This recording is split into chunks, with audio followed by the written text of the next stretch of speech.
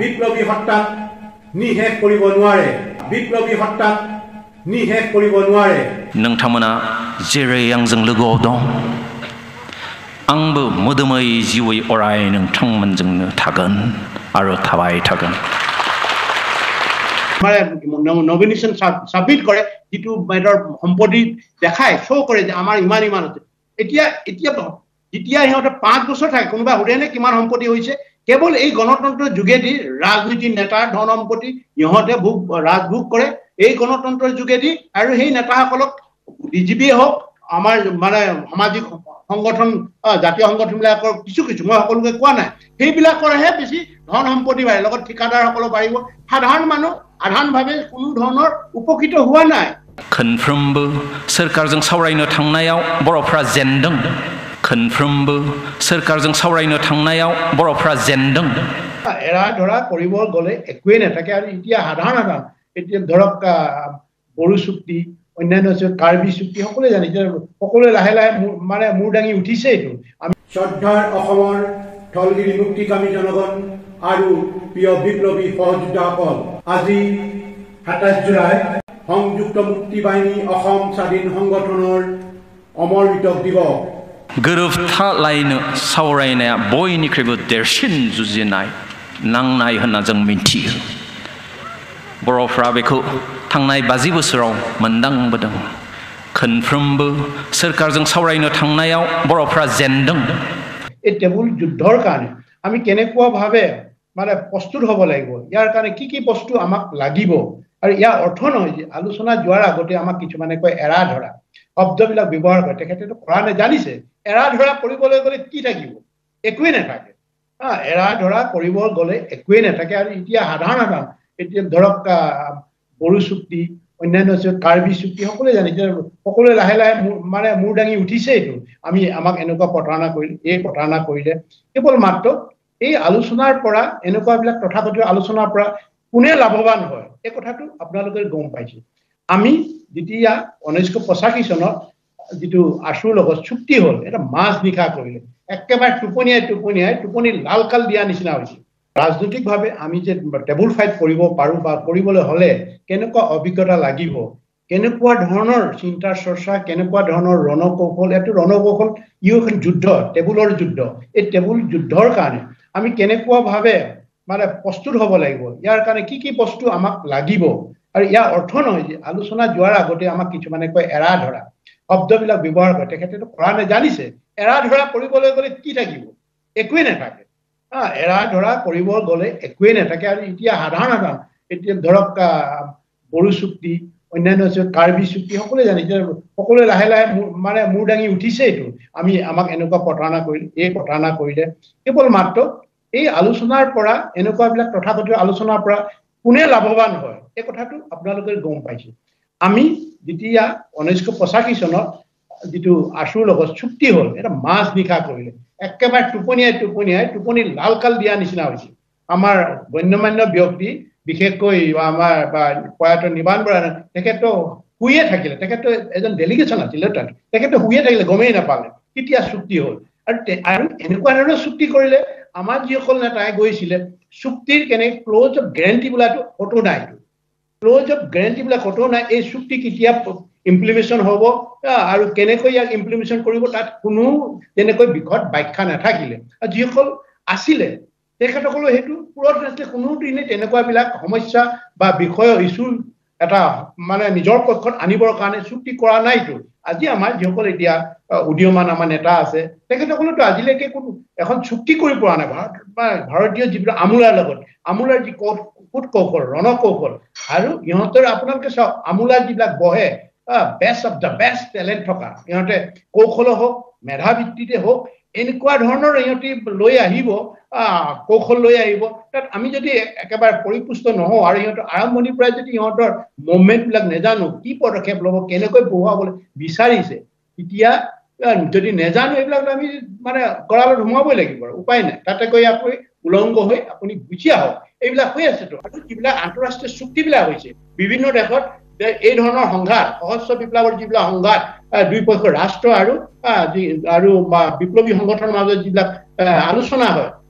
সৌকল যি পিষ্টক বুলি কয় ৰাষ্ট্ৰপক্ষে মানে পিষ্টক ক'ব আমি কম প্ৰকৃতাৰ্থ আমি সংঘাত সমাধানৰ আলোচনা টক্স হ'ব মানে কনফ্লিক্ট ৰিজলিউশ্যন টক্স হোৱাটো বা সেইটো আমি পোষকতা কৰোঁ তাত আপুনি যে ৰাষ্ট্ৰপক্ষে বিভিন্ন ধৰণৰ লগাই আছে আলোচনা নামত আলোচনা এটা কিছুমানে আমাক দিহাপৰাও কৈছে আমি দিহাপৰাৰ আন্তৰিকতাই আমাৰ ক্ষোভ নাই আন্তৰিকতাই লৈছো খুব মানে হৃদয়ৰ পৰা আমি কথাবিলাক শুনো আৰু সেইকাৰণে ৰিচিপ্ৰিকেশ্যন কৰিবলৈ আমাৰ সহজ হয় এটা জাতিৰ ইছ্যু এটা জাতিৰ জ্বলন্ত দলিল আছে সকলো আমি এতিয়া মডাৰ্ণ হিষ্ট্ৰীত আমি পাব পাৰো যেনেকৈ হংকং ঘূৰাই পাইছে মাকাও ঘূৰাই পাইছে এইবোৰ মডাৰ্ণ হিষ্ট্ৰীত থকা এইবিলাক চুক্তি যে আজি অসম উন্নতি হৈছে কাৰ মুখত শুনো অকল ৰাজনৈতিক নেতাবিলাকৰ আৰু এই ৰাজনৈতিক নেতাবিলাকৰ হেণ্ডছমেন তেখেতসকলৰ হেণ্ডছমেন কিছুমান থাকে এই হেণ্ডছমেন বিলাকে কিন্তু এইটো ছাপোৰ্ট কৰে আজি অসমৰ উন্নতি হৈছে কি উন্নতি হৈছে আৰু অসমৰ প্ৰতিটো জনগোষ্ঠীয়ে সমান অধিকাৰ পাইছে মই যি গোষ্ঠীৰ পৰা নাহক লাগে কিন্তু এটা জ্বলন্ত প্ৰমাণ দিব বিচাৰো যে সকলো জনগোষ্ঠীয়ে যদি এক গণতন্ত্ৰৰ সম অধিকাৰ পাইছে তেতিয়াহ'লে আজিলৈকে মৰাণ মটকৰ মানে এটাও আজি দুটা কাম মৰাণ মটকৰ এটাও মিনিষ্টাৰ পাব নালাগে এনেকুৱা এইটো যোগ্যতা নাই নেকি যিটো নেকি মৰাণ মটক এই জাতিটো এনেকুৱা এই দুটা জাতি একেটাই আছিলে ইয়াতে ব্ৰিটিছে দুভাগ কৰি পেলালে ধৰ্মগুৰুসকলে দুভাগ কৰি পেলালে আমাৰ যিবিলাক গণতন্ত্ৰ ইয়াত চলি আছে ৰাজনৈতিক নেতাবিলাকৰ আজি যদি যিটো ইহঁতৰ মানে নমিনেশ্যন ছাবমিট কৰে যিটো সিহঁতৰ সম্পত্তি দেখায় শ্ব' কৰে যে আমাৰ ইমান আছে এতিয়া যেতিয়া সিহঁতে 5 বছৰ থাকে কোনোবা সোধেনে কিমান সম্পত্তি হৈছে কেৱল এই গণতন্ত্ৰৰ যোগেদি ৰাজনীতিৰ নেতাৰ ধন সম্পত্তি সিহঁতে ৰাজভোগ কৰে এই গণতন্ত্ৰৰ যোগেদি আৰু সেই নেতাসকলক বুদ্ধিজীৱীয়ে হওক আমাৰ মানে সামাজিক সংগঠন জাতীয় সংগঠনবিলাকৰ কিছু মই সকলোকে কোৱা নাই সেইবিলাকৰহে বেছি ধন সম্পত্তি বাঢ়ে লগত ঠিকাদাৰসকলো বাঢ়িব সাধাৰণ মানুহ সাধাৰণভাৱে কোনো ধৰণৰ উপকৃত হোৱা নাই এই গণতন্ত্ৰৰ মানে যোগে আমি যদি ছাপোৰ্ট কৰি আমি যদি আলোচনাত বহিব লগা হয় তেতিয়া কিন্তু আমি আকৌ পৰাজয় বৰণ কৰিম এই যে গণতন্ত্ৰক ছাপোৰ্ট দি আমি কৈছো ভাৰতীয় গণতন্ত্ৰক আমি ছাপোৰ্ট কৰিব নোৱাৰো আৰু সংবিধানৰ ছাপোৰ্ট সংবিধানে আমাৰতো সংবিধানখনেতো আমাক ছাপ্ৰেছ কৰি ৰাখিছে সংবিধানখনেই ছাপ্ৰেছ কৰি আছে ইয়াৰ পৰা আমি কি বিচাৰো আমাৰ এটা পথ এটা লাগিব বিকল্প পথ লাগিব এই বিকল্প পথটো আপোনালোকে চিন্তা কৰিবলৈ আমাৰ মাননীয় যিসকল পেনেলত আছে বিভিন্ন দল সংগঠন নেতা আছে বুদ্ধিজীৱী আছে এই সকলো আজি চিন্তা কৰাৰ দায়িত্ব আছে নহলে জাতি যাব জাতি কৰিলে আমি মানে জাতি গৌৰৱ কোনে ৰক্ষা কৰিব ওলাই আহক বুলি ক'লে মানে আমি সকলোৱে চিঞৰিব পাৰো হাতে কামে কোনে লাগিব হাতে কামে লগাৰ আমাৰ নেতা লাগে আজি আলোচনাৰ কথা কৈছো এই গোটেই বিষয়টো আমি যদি আলোচনাত ভাৰতীয়সকলক যুক্তি সহকাৰে পৰাভূত কৰিব পাৰো কিয় নোৱাৰো আমি ভয় কৰো কেলে টেবুললৈ যোৱাৰ আগতে আমি পেপুৰা লাগিবলৈ বিচাৰো আমি মানে একেবাৰে নিম্নমানৰ কথাটো চিন্তা আমি সকলোকে কোৱা নাই কিছুমানে ভাল চিন্তা কৰিছে কিছুমান আমাৰ নেতা বুদ্ধিজীৱী সেইসকলে কিন্তু নিম্নগামী ফালে আগতেই যাবলৈ বিচাৰে আগতেই যোৱাটো কামনা কৰে এইটো কিন্তু আমাৰ মানে আমি কেতিয়াও মানি ল'ব নোৱাৰো বিশেষকৈ আমাৰ কৃষক মুক্তি সংগ্ৰামৰ নেতাগৰাকী ঠিক কথা কৈছে তেখেতে ঠিক কথাই আলোচনা আমাৰ যি আলোচনাত আমি গোটেই জাতিটোক সুৰক্ষিত কৰিব পাৰো সুৰক্ষিত কৰে ভৱিষ্যতলৈ এই জাতিক ফলগিৰিক কোনো যাতে আকৌ দ্বিতীয়বাৰ প্ৰতাৰণা কৰিব নোৱাৰে কোনো যাতে এই মানে জাতিক সদায় মানে এনেকুৱা অৱৰোধ দমনিত কৰি ৰাখিবলৈ বিচাৰে ইয়াত আজি অসমত আহি বাহিৰৰ আমোলাবিলাক কি দপদপায় কিহৰ কাৰণে দপদপাই পাইছে অকল ভাৰতীয় সংবিধানখনৰ কাৰণে যিহেতু ভাৰতীয় সংবিধানৰ অধীনত সিহঁতৰ সংখ্যাগৰিষ্ঠ এমপি ইউপি এমপি মানে বিশেষকৈ যি পাৰ্লিয়ামেণ্ট মেম্বাৰ উত্তৰ প্ৰদেশৰ কিমান মেম্বাৰ আছে বিহাৰৰ কিমান মেম্বাৰ আছে ৰাজস্থানৰ কিমান মেম্বাৰ গুজৰাটৰ কিমান মেম্বাৰ আছে আমাৰ কেইটি মেম্বাৰ আছে এই পাৰ্লিয়ামেণ্টৰ যোগেদি কেইটি মেম্বাৰ আছে দিল্লী কি কৰিব আপুনি আমাৰ কেইজন IAS অফিচাৰ আছে কেইজন মানে ICS অফিচাৰ আছে এইবিলাক চবটো আপোনালোকে জনা প্ৰয়োজন আমি কেতিয়াও এই গণতন্ত্ৰ এনেকুৱা ধৰণৰ আমাক হৈছে বান্ধি পিনি সংবিধান এনেকুৱা ধৰণৰ ভাই আমাক এপ্ৰুৱালে আমি কত মাত মাতিব নোৱাৰো আজি এটা অসমতে মাত মাৰো আজি অসমৰ যিবিলাক সেক্ৰেটাৰী আছে কেইজন সেক্ৰেটাৰী চিফ সেক্ৰেটাৰী হলো বাহিৰৰ পৰা নিবলৈ অন্যান্য পুলিচ বিষয়া হলো বাহিৰৰ পৰা আহি কি কৰে আমাক ডমিনেট কৰি ৰাখে মানে এই কথাবিলাক জানে আপোনালোকে যাতে এই বিষয়বস্তুটো যে তৰল কৰি নিবলৈ আপোনালোকৰ শক্তিশালী যদি এইটো শক্তিশালী কৰিবলৈ ইচ্ছা আছে আমাৰ লক্ষ্যত আমি উপনীত আমাৰ লক্ষ্য মানে আপোনালোকৰ লক্ষ্য আপোনালোকৰ সতি সন্ততি আপোনাৰ ল'ৰা ছোৱালীয়ে ভৱিষ্যতৰ এটা বিপদৰ পৰা সুৰক্ষিত হৈ থাকিব এই কাৰণেতো আমি সংগ্ৰাম কৰিছো আমি নেতা হ'বলৈ আলফা নেতাসকল গৈ প্ৰেচিডেণ্ট হ'ব অসম স্বাধীন আমি যোগ্য আমাৰ যোগ্যতা নাথাকিব পাৰে এখন ৰাষ্ট্ৰ চলাবৰ কাৰণে সেই ৰাষ্ট্ৰ এই যোগ্য ব্যক্তি আমি এৰি দিব লাগিব আমি আমাৰ মানসিকতা সেইটো আছে সেইকাৰণে আপোনালোকক মই বিনম্ৰভাৱে এই কথাবিলাক উত্থাপন কৰিছো বেয়া ভাৱে নল'ব প্লিজ ডোন্ট টেক আদাৰৱাইজ মই আপোনালোকক এই কথাটো যুক্তিৰ খাতৰতে মই যুক্তি দিছো আৰু এনেকৈ যে আমি যদি মানে নলওঁ তেতিয়াহ'লে কোনো মানে এটি বাৰে বাৰে আমাক অসমখনক পেপুৰা লাগি দিব পেপুৰা লগাব অসমৰ সম্পদ অসমৰ সকলোৱে ভৱিষ্যতটো সাংস্কৃতিকভাৱে আমাক ৰুট কৰি দিব আজি আপুনি চাওক অসমীয়া চলচ্চিত্ৰৰ এটা মানে এখন অনুৰ নামে এখন চিনেমা হৈছে তাৰ এতিয়া কিছু কিছু চিনেমা হলৰ মালিকবিলাকে অনুৰ এটা শ্ব' দিবৰ কাৰণে এটা মাত্ৰ ইভিনিং বা মৰ্ণিং শ্ব' এটা দিবৰ কাৰণেও সিহঁতে আগ্ৰহ প্ৰকাশ কৰা নাই সিহঁতে আমাৰ অকল এইটোৱে নহয় ৰাজনৈতিক অধিকাৰে নহয় সাংস্কৃতিকভাৱে আমাৰ আগ্ৰাসন চলাইছে শ্ৰদ্ধাৰ অসমৰ স্থলগিৰি মুক্তিকামী জনগণ আৰু প্ৰিয় বিপ্লৱী সহযোদ্ধাসকল আজি ২৭ জুলাই সংযুক্ত মুক্তি বাহিনী অসম স্বাধীন সংগঠনৰ অমৰ মৃতক দিৱস অমৰ মৃতকসকলৰ মহান ত্যাগক সন্মান জনাই তেখেতসকলৰ স্মৃতি বিজড়িত এই পবিত্ৰ ক্ষণত আমাৰ সংগঠনৰ হৈ গভীৰ শ্ৰদ্ধাঞ্জলি নিবেদন কৰিছোঁ লগতে প্ৰতিগৰাকী গৌৰৱান্বিত অসম সন্তানৰ শোকসন্তপ্ত পিতৃ মাতৃ পৰিয়ালবৰ্গ তথা আত্মীয় স্বজনক সমবেদনা জ্ঞাপন কৰি ভাৰতীয় দখলদাৰী বাহিনীৰ জিগাংসাৰ ফলত আঘাতপ্ৰাপ্ত হৈ দুৰ্বিহ জীৱন অতিবাহিত কৰাসকলৰ আশু আৰোগ্য কামনাৰে কৃতজ্ঞতা জনাইছোঁ অমৰ মৃতকসকলৰ নিভাঁজ দেশপ্ৰেম অতুলনীয় ত্যাগ আমাৰ বাবে দিগদৰ্শন প্ৰেৰণা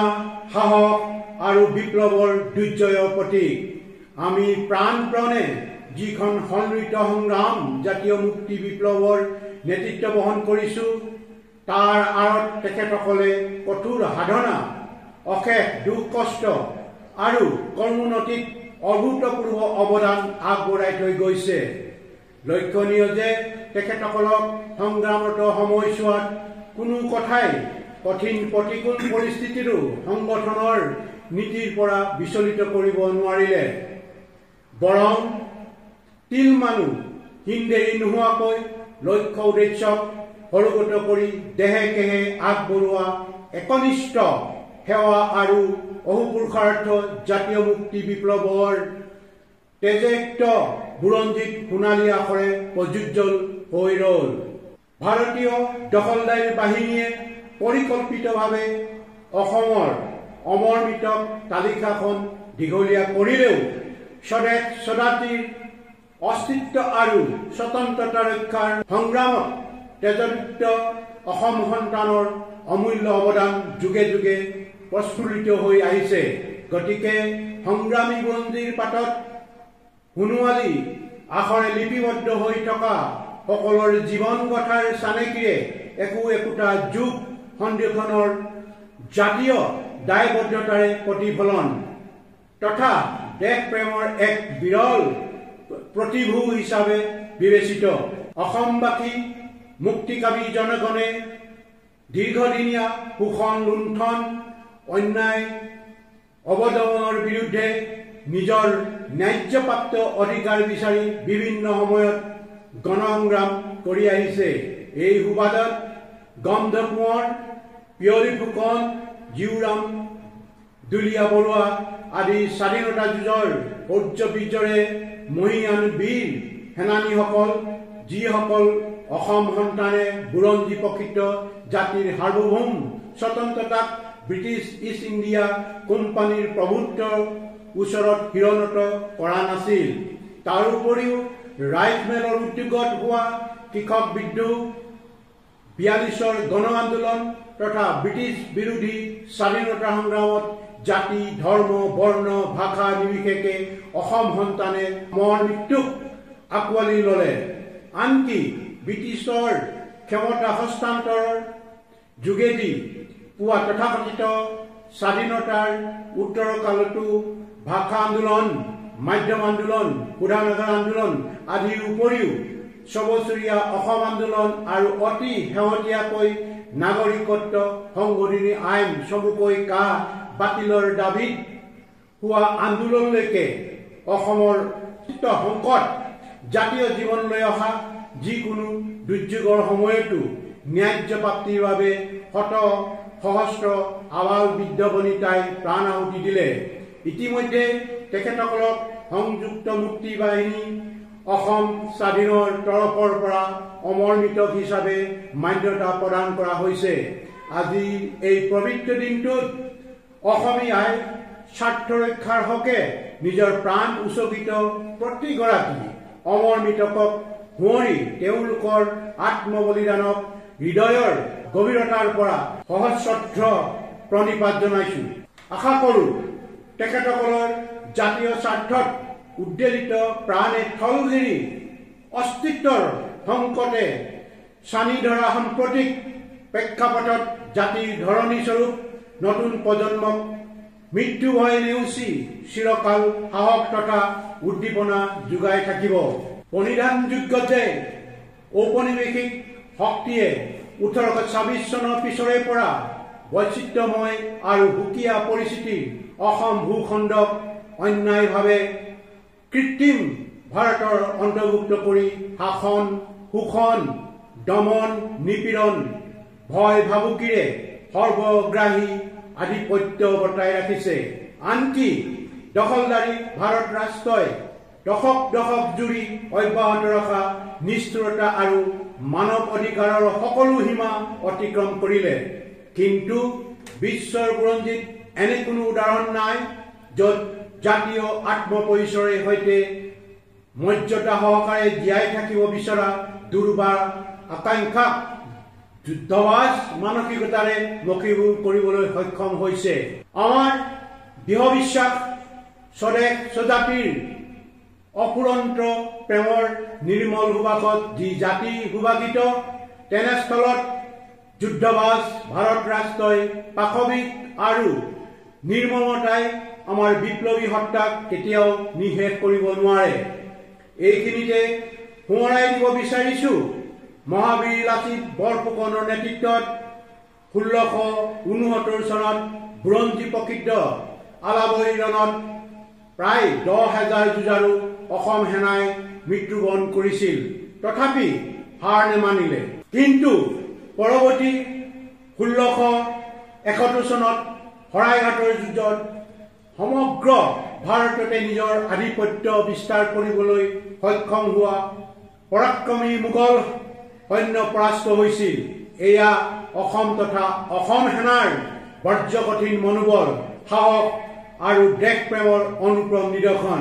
সেয়েহে অসম আজিও অনন্য। গতিকে সুকীয়া পৰিচয়ে সমৃদ্ধ অসমৰ থলগিৰি জনগণে কাৰো ওচৰত শিৰণত কৰা নাছিল আৰু ভৱিষ্যতেও নকৰে। অৱশ্যে একাংশই পতিত হয় আত্মপ্ৰতাৰণাৰ বাবে। এই কথা ঠিক যে সংগ্ৰামক ভিত্তি হিচাপে লোৱা চিৰপৰিচিত আৰু সুৰক্ষিত পথ পৰিমণ্ডলত আমি বিচৰণ কৰা নাই।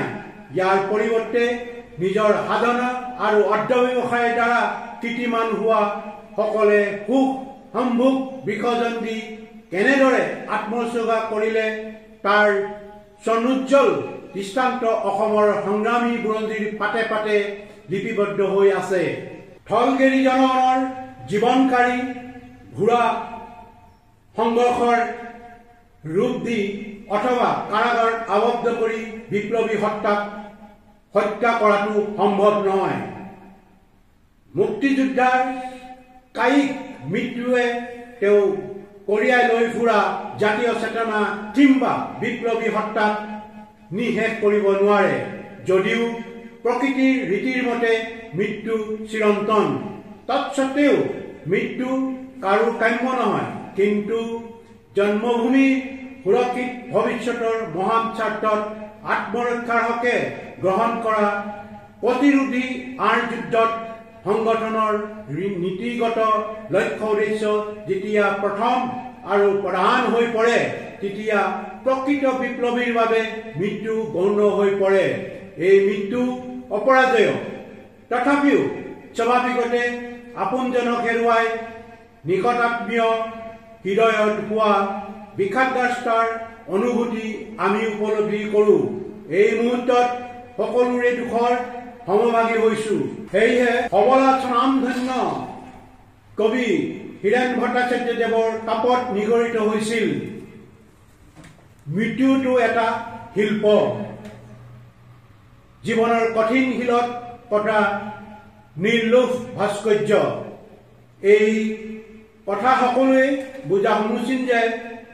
এটা জাতিৰ বুৰঞ্জীত সেই জাতিৰ নজহা নপমা পৰিচয় নিহিত থাকে। ইয়াৰ আধাৰত প্ৰতিষ্ঠিত সত্যক উপেক্ষা কৰি অসম ভাৰত ৰাজনৈতিক সংঘাতক কেৱল মাত্ৰ আইন শৃংখলাৰ বিষয় হিচাপে ধৰি লৈ দখলদাৰী ভেৰনীয়া বাহিনীৰ অথবা আৰক্ষী খেটুৱাই মষিমূৰ কৰিব বিচাৰিলে ফলপ্ৰসূ সমাধান কেতিয়াও নহয়। শ্ৰদ্ধাৰ স্থলগিৰি জনগণ, ৰাষ্ট্ৰ সন্ত্ৰাসত জৰ্জৰিত প্ৰত্যাহিত জীৱন, অশেষ ঘাত প্ৰতিঘাত আদিৰ মাজতো নিজৰ জীৱন তুষ্ট কৰি সংগঠনৰ নীতি আদৰ্শক প্ৰাণ কৰি ভাল পোৱাসকল চিৰনমস্য। সাম্প্ৰতিক সময়ত অস্তিত্ব হেৰুৱাব ধৰা জাতিয়ে যদি অমৰ মৃতকৰ মূল নুবুজে, সেই জাতিয়ে পৰাধীনতাৰ দাসত্বৰ পৰা মুক্ত হ'ব কেনেকৈ? আচলতে অমৰ মৃতক দিৱস সন্মিত সহস্ৰ জাতীয় মুক্তি বিপ্লৱৰ নীতি আদৰ্শ তথা লক্ষ্য উদ্দেশ্যৰে এক সদা জাগ্ৰত সত্তা, যিসকলে স্ফীত লক্ষ্য সাধনৰ বাবে জাতীয় মুক্তি বিপ্লৱৰ সুউচ্চ ভেটি নিৰ্মাণ কৰাৰ আমৃত্যু আত্মনিয়োগ কৰিছিল। সেই মহান স্বপ্নদ্ৰষ্টা সকলৰ সৰ্বোচ্চ ত্যাগ তথা নিস্বাৰ্থ সেৱাৰ মূল্যবোধক সাৰথি কৰি অনাগত দিনত অগ্ৰসৰ হ'ব লাগিব। বিশ্ববিস্তৃত শিল্পী ডক্টৰ ভূপেন হাজৰিকাদেৱৰ গীতৰ কথাৰে যদি কওঁ, প্ৰতি অসমীয়াই কি কৰা উচিত, উপদেশ দিবলৈ নাই লাচিত। ডাঙৰ নহয় দেশতকৈ মোৰ, দুৰ্বল চিতিয়া মোৱাইবোৰ। হেংনানধাৰী লাচিত নাথাকিলেও আগুৱাই যাবই লাগিব। গতিকেলৈ এই পবিত্ৰ দিনটোৰ মুহূৰ্তক যাউতিলগীয়াকৈ ৰাখিবলৈ হ'লে প্ৰতিগৰাকী স্থলগিৰিয়ে কৃত স্বাধীনতা পুনৰুদ্ধাৰৰ হকে মুক্তি বিপ্লৱৰ নিৰবিচ্ছিন্ন ধাৰা নিষ্ঠাৰে কান্ধ পাতি লৈ দায়বদ্ধতাপূৰ্ণ নিৰলস সাধনা অব্যাহত ৰখাটোৱেই হ'ব অক্ষয় কৃতি শুদ্ধ গৰুতাসকলৰ আদৰ্শ যশোচিত মূল্যায়ন আৰু প্ৰকৃত শ্ৰদ্ধাঞ্জলি। যিহেতু অসমৰ স্বাধীন চেতিয়া জাতিৰ বুৰঞ্জীত কোনো কালেই দাসত্বৰ মানি লোৱা নাছিল, বৰঞ্চ চিৰকলীয়া বীৰত্ব আৰু নিৰ্ভীকতাই জাতীয় সত্তাৰ পৰিচয় দাঙি ধৰিছিল।